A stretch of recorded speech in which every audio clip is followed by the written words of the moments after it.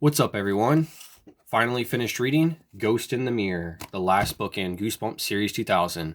So I'm pretty excited to finally be done with the whole series. It was a lot of fun going through and rereading these books because, excuse me, I didn't really remember a lot of them, even though I've read all of these books when I was younger.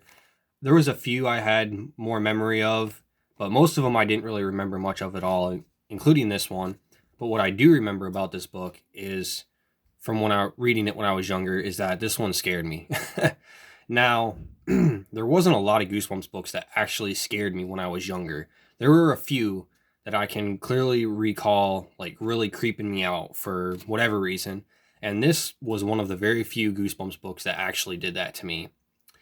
So I was a little bit excited going into it again, just to see how well it held up and what exactly it was about it that did creep me out when I was younger.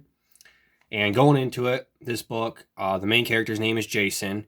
He comes into possession of this antique mirror and like dresser set that his parents buy him. And the mirror it's implied that the mirror is haunted pretty early on. He thinks he's like seeing stuff in the mirror. Some other, excuse me, creepy stuff happens with it. And it's almost a little bit like Let's Get Invisible, kind of. It reminds me of like the premise of that book. They're a little bit similar, which I really do like that premise and that whole concept with the haunted mirror and like there being a world beyond it and everything. Like, I just think it's a really cool premise idea. I really like it. And this book is a heck of a lot darker than Let's Get Invisible was. So yeah, excuse me. So, kid comes into possession of this mirror and he starts getting creeped out by it. Some weird stuff starts happening.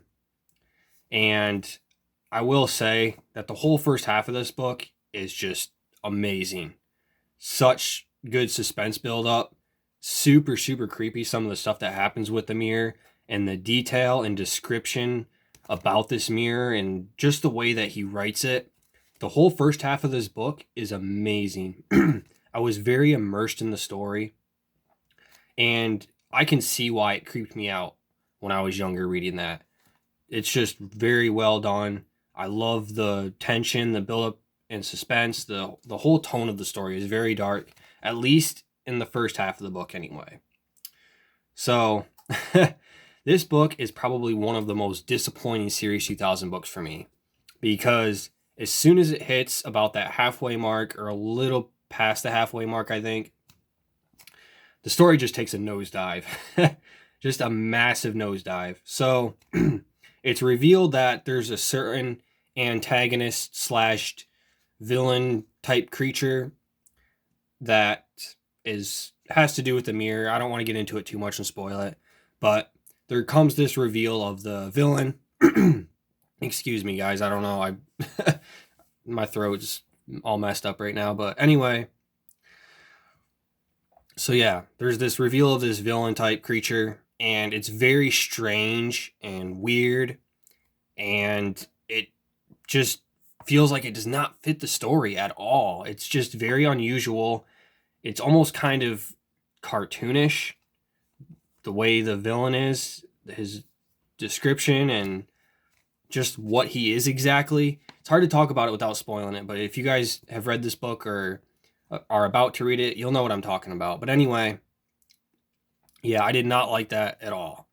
Because to me, the story was very dark in the first half of it, and there was some stuff being implied about what the enemy originally was and what was like haunting the mirror. And I wish the story would have stayed going in that direction, because it just had so much going for it.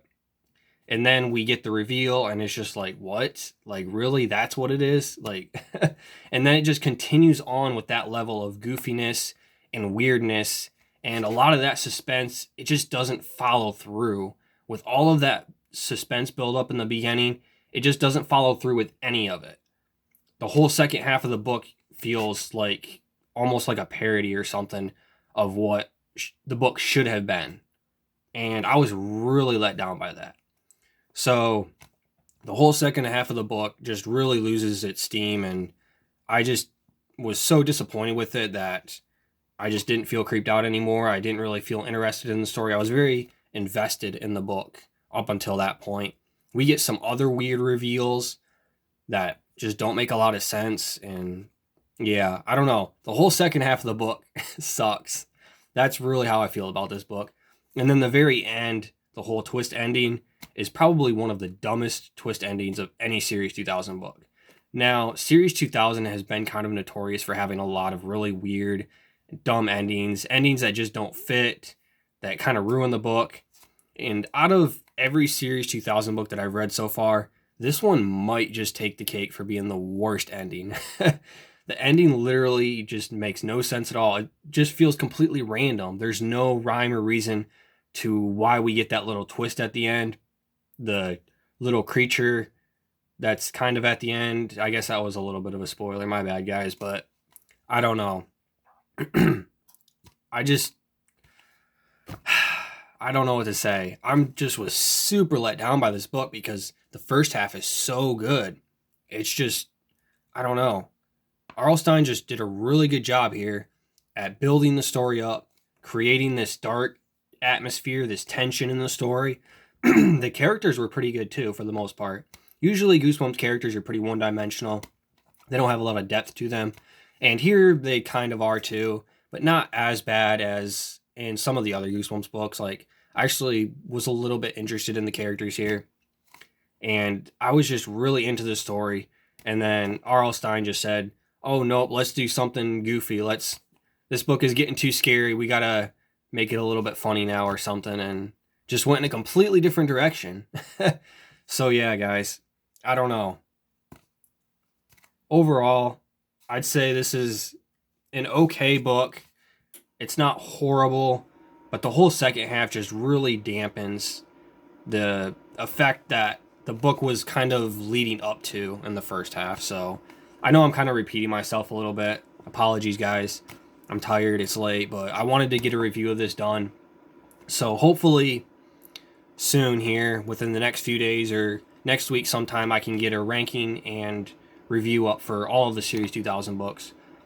But overall, I'd say this book, I'd give this one probably, I don't know, 2.5 out of 5 stars maybe.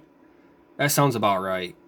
If it was just for the first half of the book, I'd probably give that like 4.5 out of 5 stars. But as I've already said multiple times, the latter portion of the book just, it sucks. Very disappointing. But anyway, guys, that's my review for Ghost in the Mirror. Like I said, I'll probably try to get a ranking video done here shortly. My goal is to have it done by next week, but we'll see. I have been a little bit busy lately. I'm working a part-time job, and I'm also taking a college course part-time. So, but yeah, we'll see. I'll try to get it done next week.